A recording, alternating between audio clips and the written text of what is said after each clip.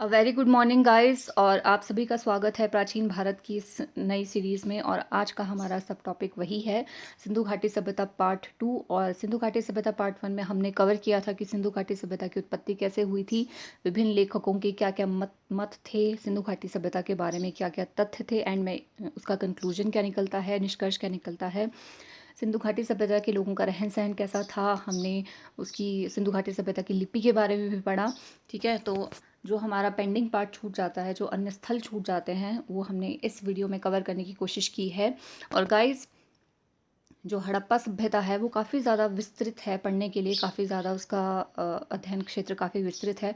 तो हमने इस वीडियो में आपको प्रोवाइड करवाए हैं काफ़ी ज़्यादा शॉर्ट में कंसाइज पॉइंट वाइज आपको क्वेश्चन दिए हैं, क्वेश्चन आंसर दिए हैं, जो आपके कम्पिटिटिव एग्ज़ाम्स में बहुत ज़्यादा आपके लिए हेल्पफुल साबित हो सकते हैं। ठीक है, तो आज हम इस वीडियो को शुरू करते हैं हमारे क्वेश्चन नंबर 1 से। तो हमारा क्वेश्चन नंबर 1 है बनवाली। ठीक है, बनवाली सिचुएटेड इन हरियाणा में वाशपेशन और मिट्टी का हल प्राप्त हुआ है। ठीक है, दोनों चीज़ें काफ़ी इंपॉर्टेंट है। क्वेश्चन ऐसे भी पूछा जा सकता है कि मिट्टी का हल कहाँ से प्राप्त हुआ है, तो बनवाली हरियाणा से, या हरियाणा बनवाली किस राज्य में अवस्थित है, तो इसका सही उत्तर होगा हरियाणा। अब आता है हमारा नेक्स्ट क्वेश्चन, लोथल जो गुजरात में स्थित है। ठीक है, Lothal is very important Harappa कालीन जो प्लेस है। ठीक है, उसमें ये हड़प्पा वासियों का बंदरगाह था। आपको पता है, ऑब्वियसली सी बात है, जब बंदरगाह है तो बंदरगाह का यूज़ किस लिए होता था, व्यापार के लिए। समुद्री मार्ग से व्यापार होता था पहले, स्थलीय मार्ग से इतना नहीं होता था, समुद्री मार्ग से होता था। और जो फारस के जो देश हैं, मेसोपोटामिया की जो सभ्यता है, सुमेरियन सभ्यता है, मिस्र की सभ्यताएं हैं, उनके साथ हमारा व्यापार था। ठीक है, तो इसका प्रमाण कहाँ से मिलता है, कैसे मिलता है, क्योंकि वहाँ एक फारस की मुद्रा प्राप्त हुई थी। ठीक है, एक मम्मी मम्मी आपको पता है, जो मिस्र के राजाओं को जब उनकी मृत्यु हो जाती है तो उनकी जो बॉडी है उसको प्रिजर्व रखा जाता है कई प्रकार के केमिकल्स के यूज़ से। ठीक है, फिर उसको मम्मी कहा जाता है। ठीक है, आपने कहीं कभी पढ़ा भी होगा, फिल्मों में भी देखा होगा। ठीक है, और गोरिल्ला की मृण मूर्तियाँ, ठीक है, छोटी छोटी मूर्तियाँ वो मिली हैं, तो इससे पता चलता है कि हमारा जो व्यापार था वो भारत के देशों के साथ भी था। नेक्स्ट है हमारा SR राव, काफ़ी फेमस इतिहासकार हैं, पुरातत्वविद हैं, सिंधु घाटी सभ्यता से संबंधित। तो उन्होंने लोथल को लघु हड़प्पा या लघु मोहनजोदड़ो भी कहा है। तो यहाँ क्वेश्चन बनता है कि किस हड़प्पा कालीन स्थल को लघु हड़प्पा या लघु मोहनजोदड़ो कहा जाता है, तो यहाँ आएगा लोथल। या इतिहासकार का नाम भी पूछा जाता है कि किस इतिहासकार ने लोथल को लघु हड़प्पा या लघु मोहनजोदड़ो कहा है, तो इसका सही उत्तर होगा SR राव। अब नेक्स्ट क्वेश्चन है हमारा क्वेश्चन नंबर 4, चावल की खेती का प्रमाण हमें कहाँ से मिलता है। चावल की खेती का प्रमाण हमें लोथल से मिलता है। ठीक है, एक तटीय राज्य था, समुद्र से लगता हुआ, पानी की अधिकता थी। ठीक है, और चावल की खेती का प्रमाण हमें लोथल से मिलता है। नंबर 5 है हमारा क्वेश्चन, पंचतंत्र की भागती हुई लोमड़ी। ठीक है, आपको पता है पंचतंत्र जो है विष्णु कुमार शर्मा या विष्णु शर्मा द्वारा लिखी गई है। पंचतंत्र बुक काफ़ी वर्ल्ड फेमस है। ठीक है, उसमें कार्टून कैरेक्टर्स होते हैं, जो जानवर होते हैं। ठीक है, तो उसमें एक भागती हुई लोमड़ी की आकृति ली गई है और वो मुहर में बनी हुई है। तो वो मुहर और आटा पीसने की चक्की भी हमें लोथल से प्राप्त होती है। तो यहाँ आटा पीसने वाली चक्की इतनी इंपॉर्टेंट नहीं है जितना ये पंचतंत्र की भागती हुई लोमड़ी की आकृति कहाँ से मिलती है। ठीक है, और मैंने अक्सर ये कई पेपर में ये क्वेश्चन देखा भी है। ठीक है, तो ये काफ़ी इंपॉर्टेंट है।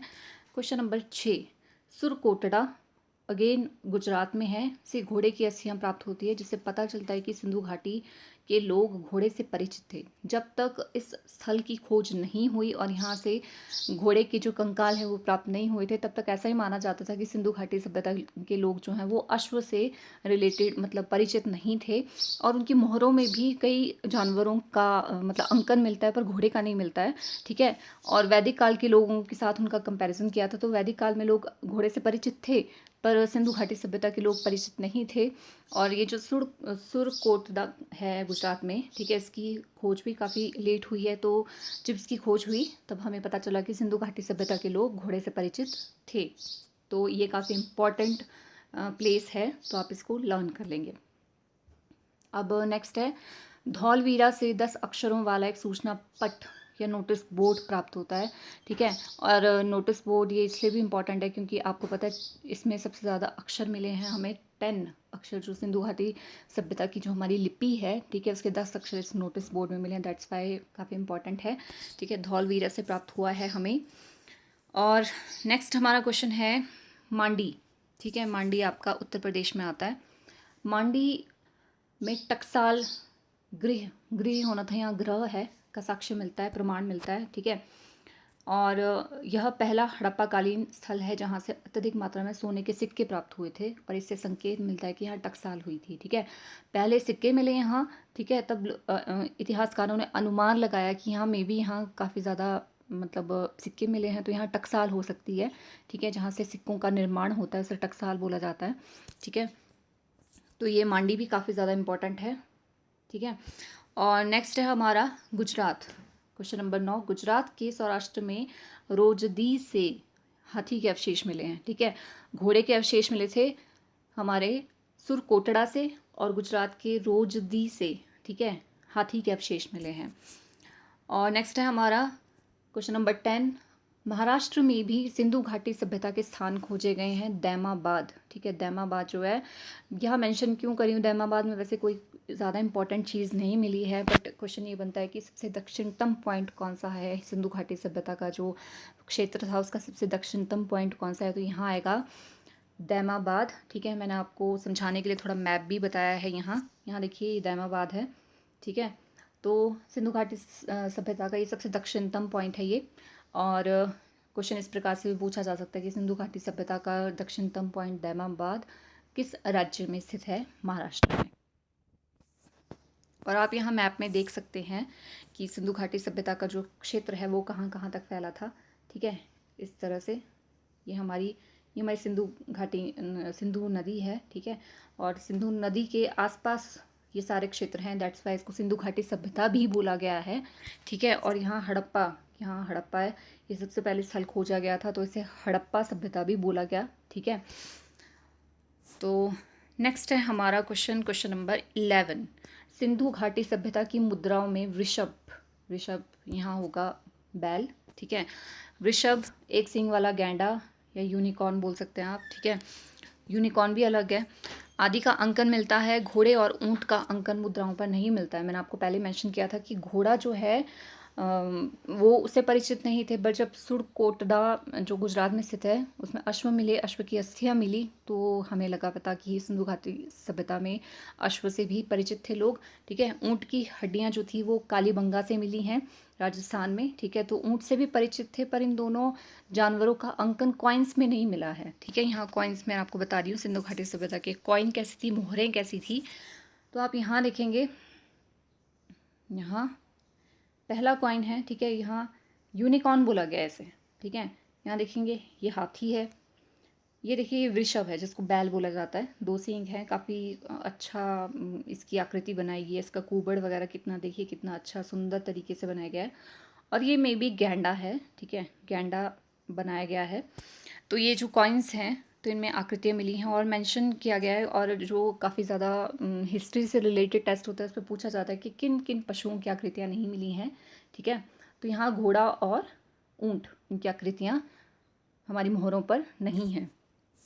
तो नेक्स्ट है हमारा क्वेश्चन नंबर 12, बालाकोट और लोथल से सीप उद्योग के प्रमाण मिलते हैं। क्वेश्चन नंबर 13 है चहुंदरो जो पाकिस्तान में है, और लोथल से मनका बनाने के कारखाने मिलते हैं। मनका जो मोती वगैरह थे, ठीक है, जिससे आभूषण भी बनाए गए हैं, ठीक है, उसके कारखाने हमें लोथल और चहुंदरो से मिलते हैं। नेक्स्ट है हमारा 14, सुमेरियन सभ्यता में मेहुला, दिलमुन और मगन, ठीक है, ये नाम मिले हैं।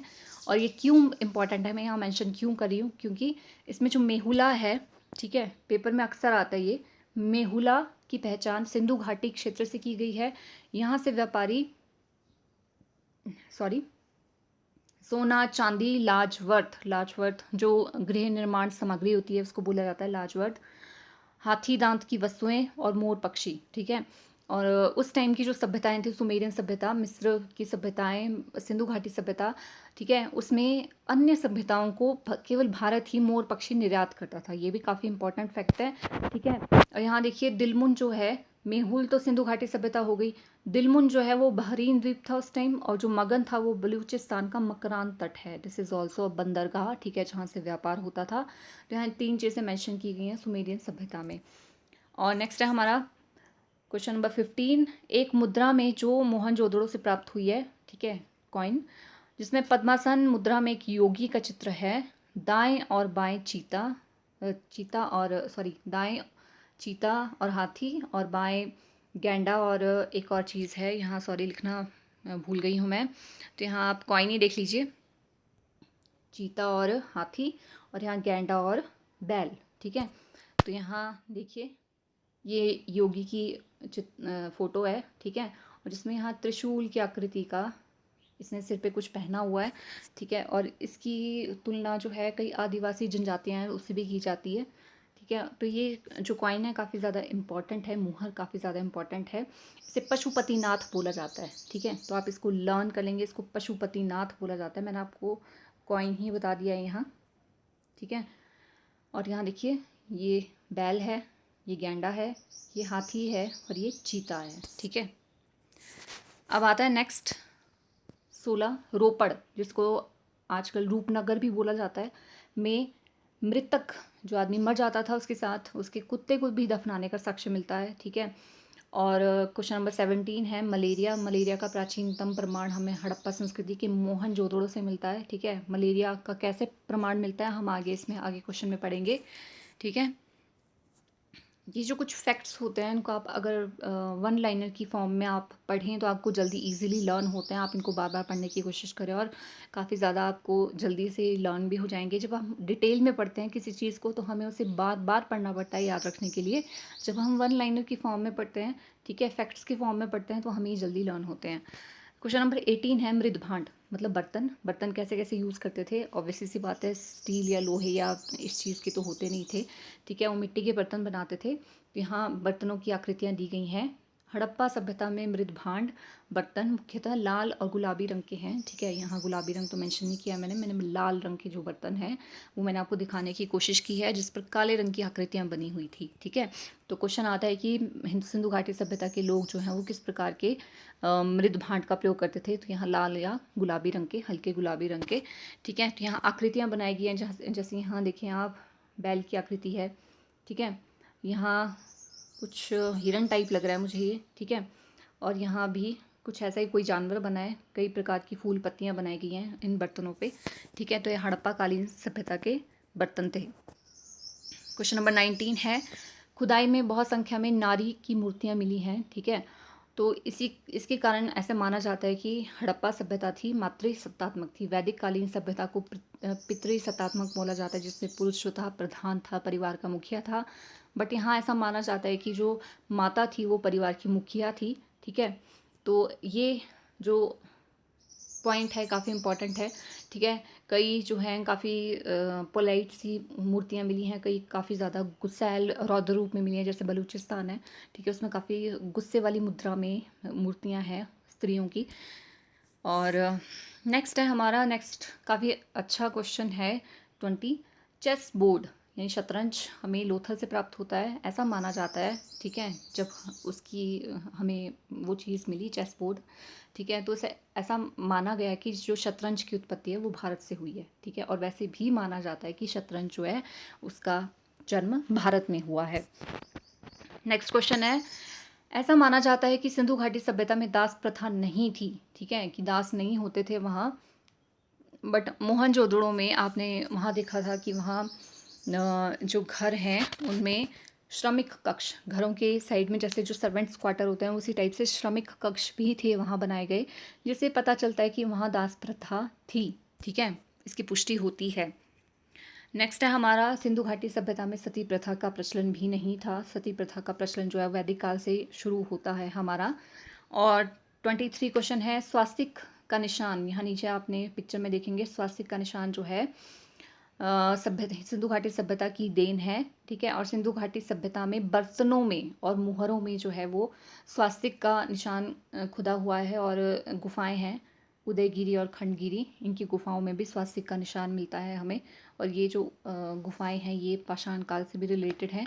और ऐसा माना जाता है कि हड़प्पा सभ्यता के लोग सूर्य उपासक रहे होंगे। जब स्वास्तिक का निशान मिला तब उन्हें ऐसा लगा कि शायद सूर्य की उपासना भी करते होंगे। और हड़प्पाकालीन लोगों का जो व्यापारिक संबंध था वो ईरान से भी था।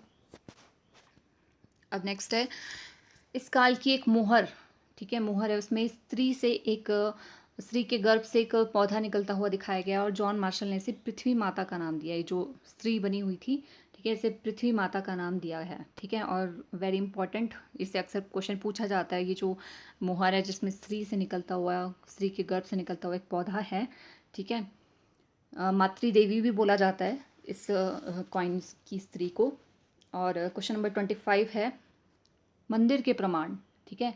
और वेरी सरप्राइज्ड फैक्ट है ये कि सिंधु घाटी सभ्यता में मंदिर का प्रमाण नहीं मिला है। हालांकि पीपल की पूजा होती थी, कई प्रकार के वृक्षों की पूजा होती थी, ठीक है, मूर्तियाँ मिली हैं, ठीक है, उनकी पूजा होती थी, स्वास्तिक का निशान मिला है, ठीक है, पुजारी की मूर्तियाँ मिली हैं, कई प्रकार की ऐसी चीज़ें मिली हैं जो हमारे धार्मिक क्षेत्र से जुड़ी हुई हैं। बट सरप्राइजिंगली मंदिर का प्रमाण नहीं मिला है, ठीक है। तो कई लोग ऐसा सोचते हैं जो ऊपरी तौर पे पढ़ते हैं सिंधु घाटी सभ्यता के बारे में कि ऐसी ये सब चीज़ें मिली हैं तो मंदिर तो ऑब्वियस सी बात है होते ही होंगे। बट मंदिर के प्रमाण नहीं मिले हैं। आप मौर्य काल में भी चले जाएंगे, वहाँ भी मंदिर का प्रमाण नहीं मिलता है। बट ये भी अपवाद है, ठीक है। मौर्य काल जब हम स्टार्ट करेंगे तो मैं उसके बारे में भी आपको स्पेशल मेंशन करूँगी। जो मंदिर कला का निर्माण है वो गुप्त काल से शुरू होता है, बट यहाँ सिंधु घाटी सभ्यता में मंदिर का प्रमाण हमें नहीं मिला है। अब आती है दाह संस्कार की क्रियाएं। आपको पता है कि दाह संस्कार में हिंदू धर्म में जलाया जाता है, मुस्लिम धर्म में दफनाया जाता है, ठीक है। तो यहाँ जो दाह संस्कार की क्रियाएं थी, ठीक है, वो 3 प्रकार की थी, ठीक है। कई बार क्वेश्चन आ जाता है कि सिंधु घाटी सभ्यता में दाह संस्कार की क्रियाएं कितने प्रकार की थी। 3 प्रकार की थी। शवों को जलाते भी थे, दफनाते भी थे और खुले में जंगली जानवरों के खाने के लिए भी छोड़ देते थे, ठीक है। और यहाँ देखिए, जैसे यूजुअली हम एक ही लाश को दफनाते हैं अगर हमने दफनाना है, तो यहाँ अपवाद के तौर पर कालीबंगा में 1 और लोथल में 3 युगल, युगल मतलब स्त्री और पुरुष दोनों को आपस में साथ में दफनाया गया है, ठीक है। ऐसी जो कब्रें मिली हैं, शवाधान कब्रें बोला जाता है। और रोपड़ में मालिक के साथ कुत्ते को मैंने ऊपर मेंशन किया था क्वेश्चन में। और लोथल में, ठीक है, लोथल में मालिक के साथ बकरी को दफनाने का साक्ष्य मिलता है, ठीक है। और यहाँ औरत के साथ उसके बच्चे को भी दफनाने का साक्ष्य मिलता है। This is very important. और जो कब्रें थी, ठीक है, कब्रिस्तान थे, वो नगर के बाहर बने होते थे। अब नेक्स्ट क्वेश्चन है हमारा, सिंधु घाटी सभ्यता की जो मोहरें थी वो सेल खड़ी। अब कई बच्चे ऐसा सोचते हैं कि सेल खड़ी क्या होता है, ठीक है। तो सेल खड़ी होती है जो पकी हुई मिट्टी होती है जिसे आग में पकाया जाता है, ठीक है, उससे उसकी बनी होती थी। मुख्यतः उसकी मोहरें जो थी सिंधु घाटी सभ्यता की वो चौकोर थी, वर्गाकार, ठीक है, आयताकार भी हैं, ठीक है, 4 चौकोर और कई बेलनाकार भी है, पर मैक्सिमम जो है वो हमारी चौकोर और वर्गाकार आकृति की हैं। बट यहाँ देखो कंपैरिजन हो रहा है, सुमेरियन सभ्यता की जो मोहरें थी वो बेलनाकार थी। अब नेक्स्ट क्वेश्चन है हमारा चहुंदड़ो, ठीक है। आपको बोला जाए कि सिंधु घाटी सभ्यता का जो औद्योगिक स्थल कौन सा था, तो यहाँ चहुंदड़ो आएगा। क्यों? क्योंकि यहाँ देखो मन के बनाने का कारखाना भी था, ठीक है, शंख और सीप का सामान भी यहाँ बनता था। पत्थर के बाट, यहाँ बाट लिखा गया है, बाट जो तोलने के काम आते हैं, ठीक है, वो भी मिले हैं यहाँ से। और मुहर बनाने की कार्यशाला भी यहाँ से मिली है। तो इतने सारे जो कारखाने और औद्योगिक गतिविधियाँ यहाँ हुई हैं जिसके कारण इसको सिंधु घाटी सभ्यता का औद्योगिक नगर भी कहा जाता है। तो क्वेश्चन पूछा जा सकता है कि सिंधु घाटी सभ्यता का औद्योगिक नगर कौन सा है, तो ये आएगा चहुंदड़ो जो पाकिस्तान में स्थित है। और ये इसलिए भी इम्पॉर्टेंट है कि उत्तर हड़प्पा संस्कृति, मतलब हड़प्पा संस्कृति के बाद जब उसका विनाश हो गया उसके बाद भी उसके जो झुंकर संस्कृति बोला जाता है वो उत्तर हड़प्पा संस्कृति को, इसके अवशेष भी यहाँ से प्राप्त होते हैं। नेक्स्ट है, यहाँ देखेंगे, अब इतना सब कुछ हमने पढ़ लिया। अब हमारे दिमाग में ये भी क्वेश्चन आता है कि सिंधु घाटी सभ्यता में शासन कौन करता था, ठीक है। सिंधु घाटी सभ्यता में भी वर्ण विभाजन था, वहाँ पुरोहित वर्ग था, राजा वर्ग नहीं था, ठीक है, राजा नहीं था वहाँ, वहाँ पुरोहित वर्ग था, योद्धा थे, क्षत्रिय थे, क्योंकि हमें कई प्रकार के औजार भी मिले हैं युद्ध संबंधी, ठीक है। श्रमिक वर्ग था, व्यापारिक वर्ग था, ठीक है, सेवक वर्ग, श्रमिक दास में ही आ जाएंगे जो हमारी चौथा वर्ण होता है उससे रिलेटेड है, ठीक है। तो यहाँ जो राजा होता था वो पुरोहित था, ठीक है, पुरोहित के हाथ में सारी कमांड होती थी। तो यहाँ देखिए मोहनजोदड़ो में पाषाण की एक प्रतिमा प्राप्त होती है जिसे पुरोहित, राजा या शासक की संज्ञा दी गई है। ठीक है, ये मूर्ति है, आप देखेंगे पुरोहित की, और जिसमें दाढ़ी है, इसकी थोड़ी थोड़ी दाढ़ी है और आंखें आधी बंद है। ठीक है, और माथे पर एक पट्टिका बनी है, ये जो पट्टिका देख रहे हैं आप। ठीक है, और ये मंगोलियन प्रजाति की मूर्ति है। ठीक है, जो इसका फीचर है इसकी मूर्ति के, ये मंगोलियन प्रजाति के जो लोग हैं उसी की तरह दिखती है ये। तो क्वेश्चन पूछा जा सकता है कि मंगोलियन प्रजाति की जो पुरोहित की मूर्ति प्राप्त हुई है, पाषाण मूर्ति, वो किस प्रजाति से संबंधित है? मंगोलियन, नार्डिक, भूमध्य सागरीय या किसी से? तो सही उत्तर होगा इसका मंगोलियन प्रजाति से। नेक्स्ट है हमारा पतन। ठीक है, उत्पत्ति हुई तो पतन भी हुआ उसका। तो पतन कैसे हुआ? तो जो सबसे ज़्यादा इतिहासकार मानते हैं वो मानते हैं कि आर्यों का आक्रमण हुआ, क्योंकि सिंधु घाटी सभ्यता के बाद वैदिक सभ्यता या ऋग्वैदिक सभ्यता शुरू होती है, वो आर्यों से ही संबंधित है।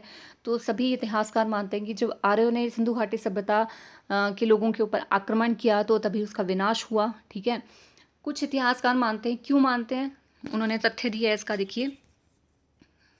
राम प्रसाद चंदा ने सर्वप्रथम इस मत का प्रतिपादन किया था। देखो गॉर्डन चाइल्ड जो है, और मार्टिमर व्हीलर और स्टुअर्ट पिगट ने भी इसका समर्थन किया, क्योंकि ऋग्वेद में इंद्र, ठीक है, आर्य से ही रिलेटेड है।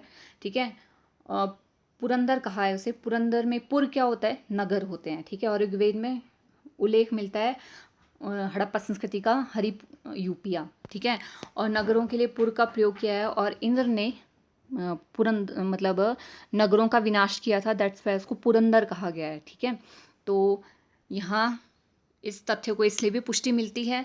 और क्वेश्चन नंबर 31 में देखेंगे, मोहनजोदड़ो से एक स्थान पर 42 नर कंकाल मिलते हैं, जिससे इतिहासकारों का मानना था कि इसका विनाश किसी बीमारी के कारण हुआ है। ठीक है, और मैंने आपको ऊपर एक चीज़ बताई थी कि मलेरिया का प्रथम साक्ष्य हड़प्पा कालीन सभ्यता से मिलता है। तो यहाँ देखिए, ये जो 42 नर कंकाल मिले थे, इसमें केवल एक की मृत्यु चोट के कारण हुई थी। ठीक है, और बाकी 3 जो थे उनकी मलेरिया, बाकी 41 थे उनकी मृत्यु मलेरिया के कारण हुई थी। तो इतिहासकार बोलते हैं कि किसी बीमारी के कारण उनकी मृत्यु हुई है, विनाश हुआ है। कई इतिहासकार हैं, उन्होंने बाढ़ से भी बोला है कि बाढ़ हुई है, और इसका जो हमें साक्ष्य है वो मोहनजोदड़ो लोथल से मिलता है।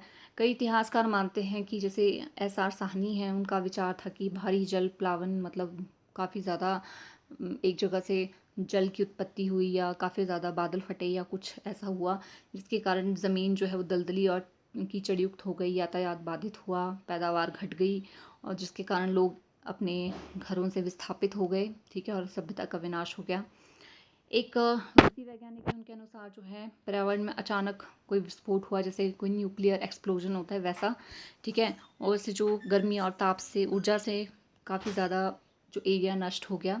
और उन्होंने इसका उल्लेख किया है महाभारत का एक उदाहरण लेकर, कि महाभारत में भी ऐसा एक विस्फोट का वर्णन किया गया था। ठीक है, और ये उन्होंने बोला है कि मोहनजोदड़ो के समीप हुआ है। ठीक है, और नेक्स्ट क्वेश्चन है हमारा, एन घोष और ऑरेल स्टीन विद्वानों का मत है कि सिंधु घाटी सभ्यता का विनाश जो है वो जलवायु परिवर्तन के कारण हुआ है। मैंने आपको स्पेशल मेंशन क्यों किया है इन इतिहासकारों के बारे में, क्योंकि कई बार जो है वो इतिहासकारों के नाम भी पूछे जाते हैं कि जलवायु परिवर्तन के कारण सिंधु घाटी सभ्यता का विनाश हुआ है, किस इतिहासकार ने बोला है, ऑप्शन में दिए जाते हैं। ठीक है, तो यहाँ बोला इन्होंने, आपको पता है आमतौर पर राजस्थान और पंजाब एरिया में काफ़ी कम बारिश होती है, राजस्थान में रेगिस्तान भी है। तो यहाँ बोला कि सिंध जो स्थान थे जिसमें राजस्थान और पंजाब में काफ़ी ज़्यादा पानी होता था पहले। ठीक है, और यहाँ घने वन थे, और जंगल की कटाई के कारण धीरे धीरे वर्षा समाप्त होती गई, पानी बरसना कम हो गया, और जलवायु परिवर्तन के कारण इस सभ्यता का नाश हो गया। ठीक है, बट सर्वमान्य यही है कि आर्यों का आक्रमण हुआ और इस सभ्यता का विनाश हुआ। ठीक है, तो ये था हमारा आज का वीडियो, और इसमें हमने कवर किया सिंधु घाटी सभ्यता के बारे में। आई होप आपको इजीली अंडरस्टूड हुआ होगा जो मैंने आप तक अपनी चीज़ें पहुंचाने की कोशिश की हैं। अगर आपको कोई इसमें इम्प्रूवमेंट लगती है कि आपको हमें इस चीज़ की इम्प्रूवमेंट करनी चाहिए, तो आप कमेंट सेक्शन में कमेंट करके हमें बता सकते हैं। और thank you and have a nice day.